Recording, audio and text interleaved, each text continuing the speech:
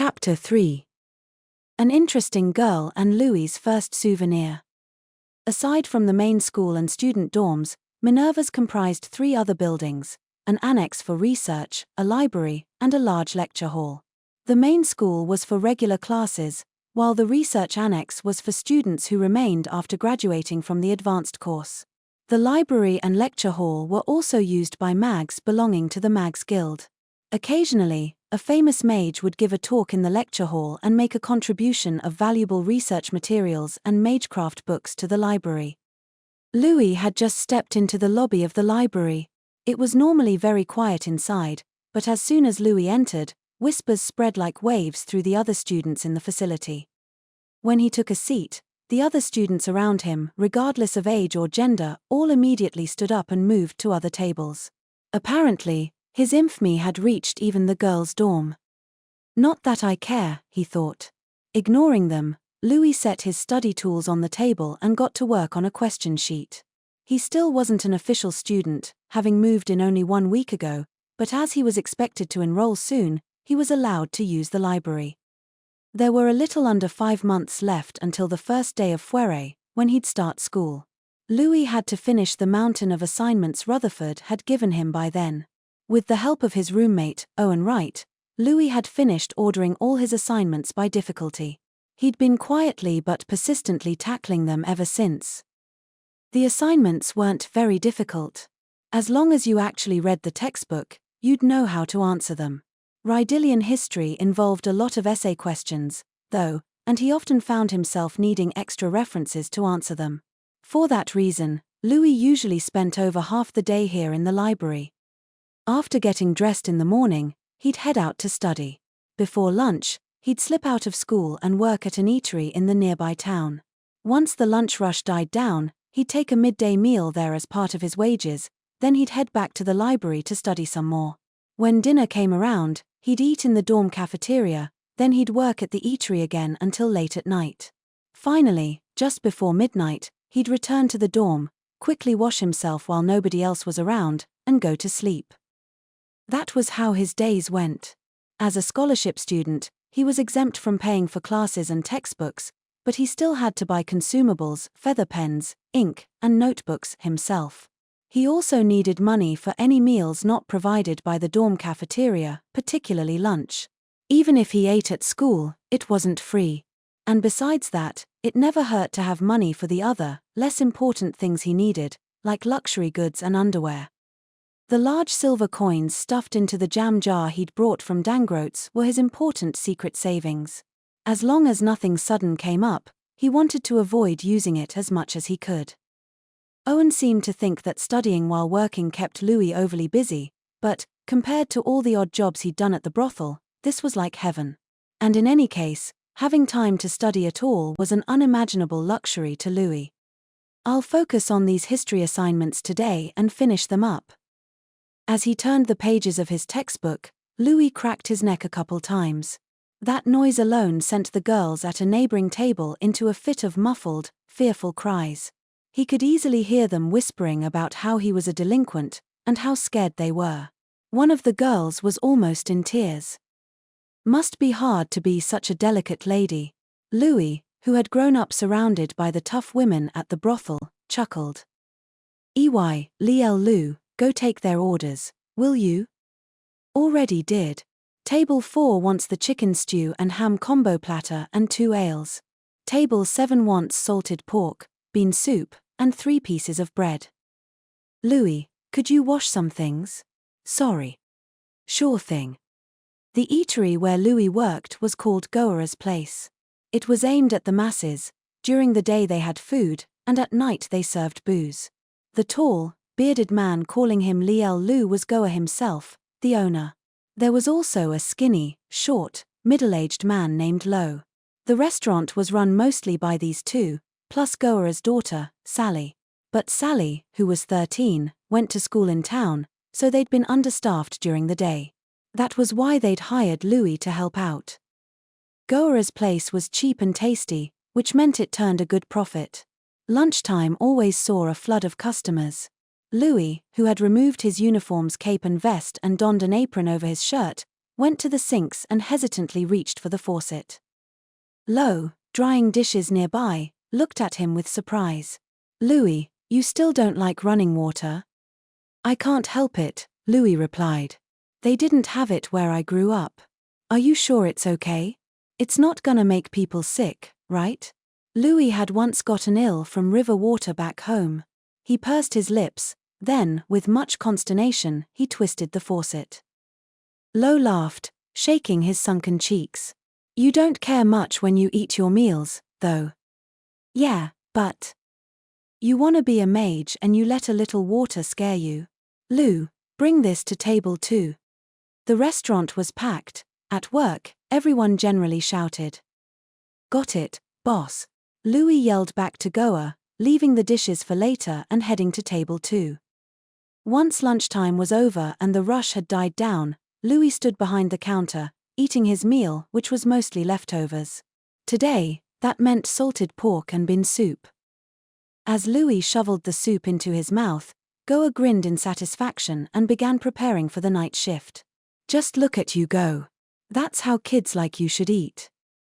Yeah, said Louis. Your food is really, really good. If only there were jam, then it would be perfect. One comment too many, fool. And here I was, thinking I'd give Sally to you once you graduated. Sally says she's not into younger guys. Goa's daughter, who wasn't there, claimed she liked older, handsome men with long legs. Louis was of average height, but because he'd been malnourished, he was very skinny. And far from handsome, his face was quite effeminate.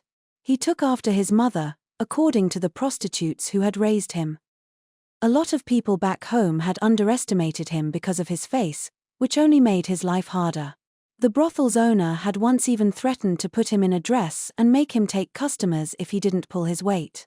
Thinking of the owner tired Louis out. Aren't you popular at school? Asked Lo as he wiped down a table. If you groomed yourself properly, you'd look pretty cool. Unfortunately, I've got all the girls and boys terrified. It's only been a week, and they already call me Miller the Jam Hunter. Goa immediately broke into a guttural laugh. What a nickname. Oh, shut up. I know it's dumb. Damn it. Louis yelled back, wolfing down the rest of his soup.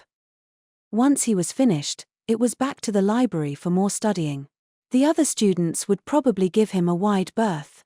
He didn't particularly care about that, but he did spend some time mulling over how to make them drop that dumb nickname.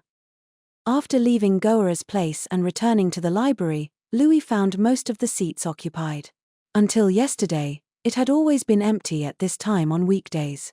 But now that exams were only a week away, classes had been shortened, and all the kids had swarmed into the library to study. Oh, right. Owen said it's almost exam time, didn't he? Louis could have gone back to his dorm room to study, but he wanted to get those history assignments done by the end of the day if he could. He looked around to see if there were any empty seats. Then he saw a spot open up at a table that had previously been full. The table faced the wall and sat 2 people.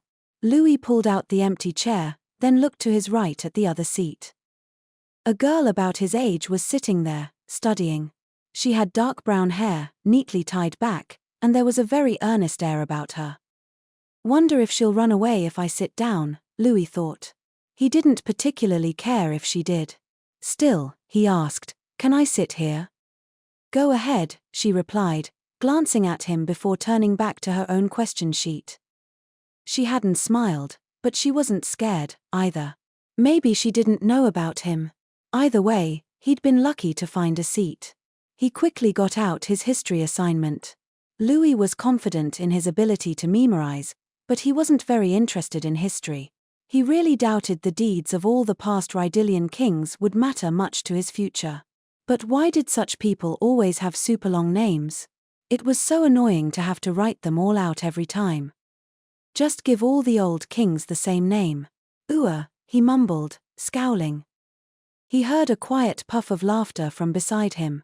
He looked and saw the girl covering her mouth, her shoulders twitching. Louis rested his jaw on his hand and watched until the girl noticed him. She quickly constructed a stiff expression. They'll arrest you for lèse majesté, you know, she said. Louis grinned, her utterly earnest response amused him.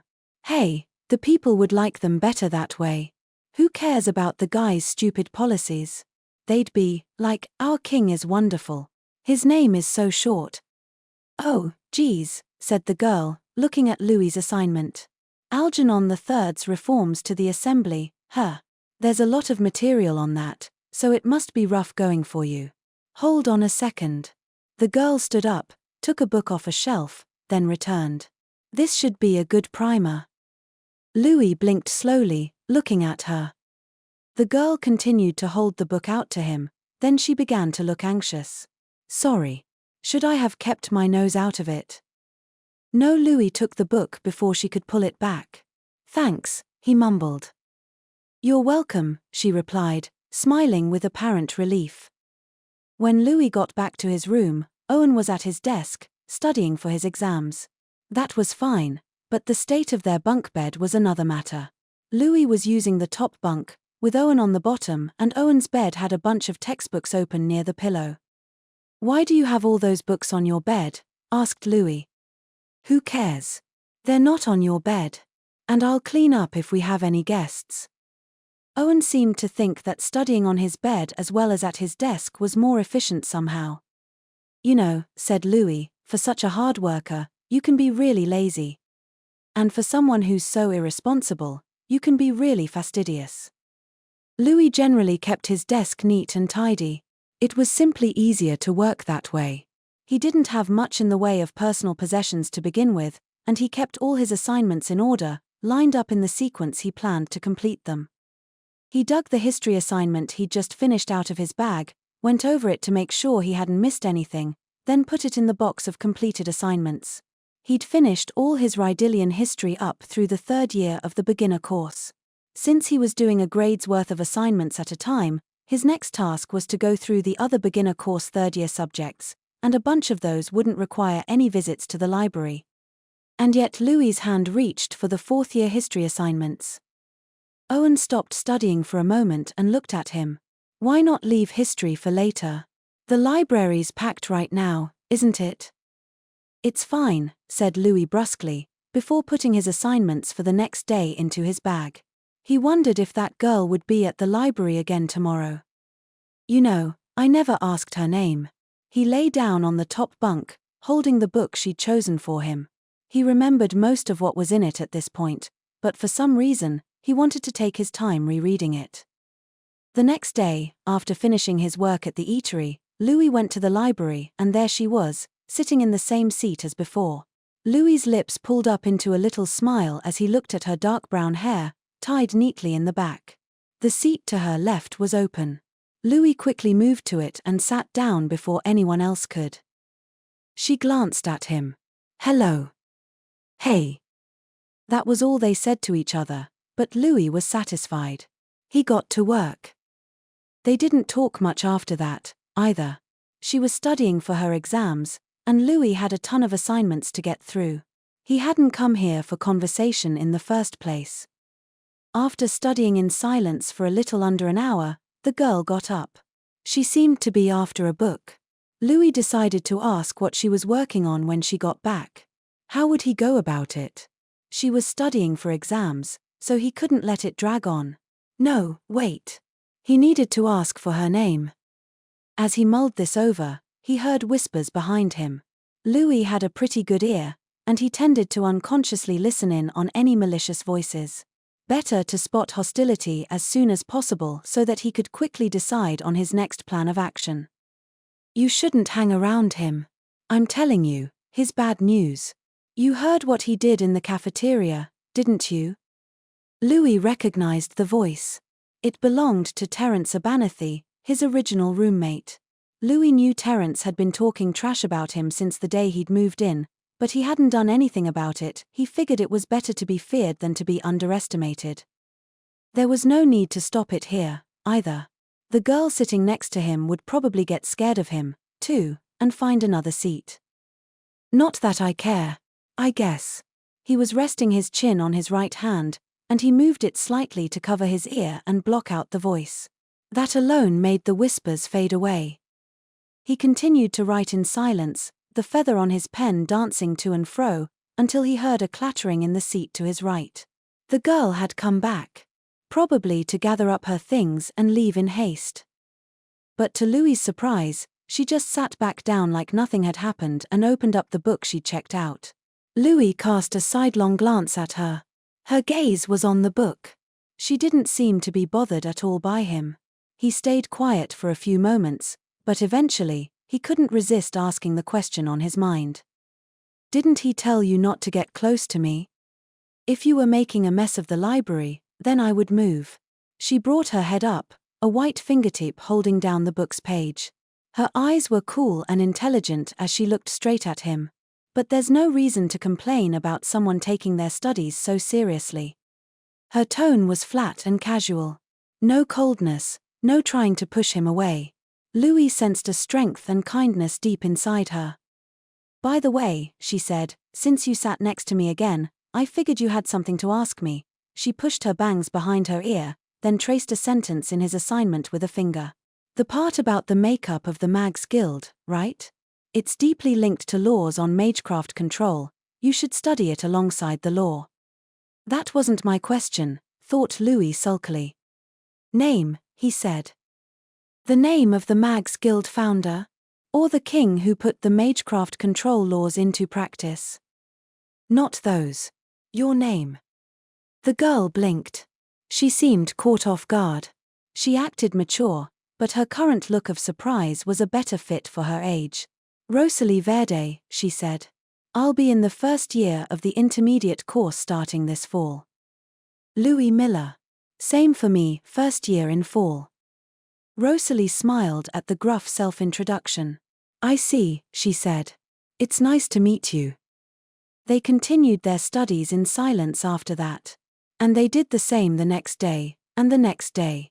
They sat side by side, studying their own subjects, maybe whispering a sentence or two during pauses. There wasn't much else going on between them. And yet Louis found those quiet hours very pleasant and comfortable. Once exams were over, the students at Minerva's had a long break for the social season, which started in early summer. But even the commoners with no connection to high society would go back home to see their families. The only ones who stuck around were the students busy with research, or those with strained familial relationships. Those without any family, like Louis, were probably rare. Owen and Rosalie were no exception. They'd both gone home at the start of the long break. Louis's life didn't change much at all, however. He worked afternoons and nights at the eatery and spent the rest of his time studying. A week before the new school term began, Louis, having completed all the work in the 4 boxes, headed to the faculty room. How do you like that, you old rat? Louis stacked up the boxes and puffed out his chest. Rutherford nodded, his pipe in his mouth. Great. Good work. That was it. Come on, that's all? Shouldn't he be more? Louis certainly hadn't done all this to be praised. He'd wanted to surprise the man. He'd wanted him to say something like, oh, there was still time before the deadline. I can't believe you finished it all so early. Rutherford flipped through all the submitted assignments, scanning them over. His pipe bounced up and down. That's a surprise, he said. You've got good handwriting. I always wrote things for the ladies, replied Louis. Ah, so that's why you write like a woman. You're dead, old man. Louis swore to himself that the next time he turned in an assignment, he'd make sure it was in the sloppiest handwriting he could manage. Rutherford took something out of a drawer. Here, he said, handing it to Louis. It was a short staff, the kind used by apprentice mags. It was long enough to reach from his elbow to his fingertips and engraved with a magecraft formula. Louis accepted it, then gave it a good look. Mage staffs were engraved with magecraft formulae and imbued with mana, classifying them as magical items. Such things were beyond expensive. He'd heard some were worth enough to buy a house in the royal capital. This is an apprentice's staff. I'd say it's worth 4 large silver coins, at least, he thought, seriously considering how much he could sell it for, if push came to shove. Louis Miller, said Rutherford in a dignified tone, I hereby permit your official enrollment at Minerva's. I expect you to take to your schoolwork earnestly in order to become an outstanding mage. Right. I expected more excitement out of you. To tell the truth, Louis had only done all those assignments to get back at Rutherford. He never considered his enrollment at Minerva's all that important. Well, the work was done, and he'd gotten into school just fine. What would be his next objective? Rutherford had told him to become an outstanding mage, but Louis couldn't quite wrap his head around that. He'd never given much thought to his dreams or goals or what he wanted to be when he grew up. He looked down at the short staff in his hands, idly wondering. An outstanding mage, huh? What does that mean, exactly? The only magecraft he was even aware of were the spells he'd learned and the ones he'd seen performed by the man in front of him. With the staff from Rutherford in his hand, Louis wandered around, taking a long route to the library. The sun was still hot even this late in the summer, so he walked through the shade. He wasn't used to this heat yet, it was so different from up north, but it was better than being cold. He'd had to shovel snow day in, day out, always scared of freezing to death at night, lapping up a bit of cheap spirits to get to sleep. This was way better than being side by side with the fear of death every single day. As he looked up with darkened eyes at the sunlight peeking through the leaves, he heard a clear voice from behind him say, "Louis." Someone walked toward him. It was Rosalie, her uniform tidy and her dark brown hair done up. "Rosalie, I didn't know you were back." "Yes. I just arrived this morning."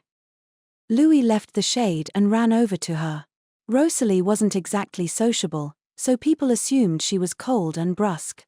But she was smiling a little now, as if happy to see him again after so long. "I'm glad I ran into you," she said. "I have a souvenir for you from home." A souvenir. Louis's heart pounded. He had never received anything he'd call a souvenir before, not even once. "For me. A souvenir. For me." The edges of his mouth twitched as Rosalie took a cloth bag off her shoulder and handed the whole thing to him. It was stuffed full of thin volumes. "They're my old workbooks. I brought them from home. I thought they'd help with your studies." "Yeah, thanks." Well, he had a new goal now, if nothing else. During the next exams, he'd get the best grades in their year and make her say how amazing he was.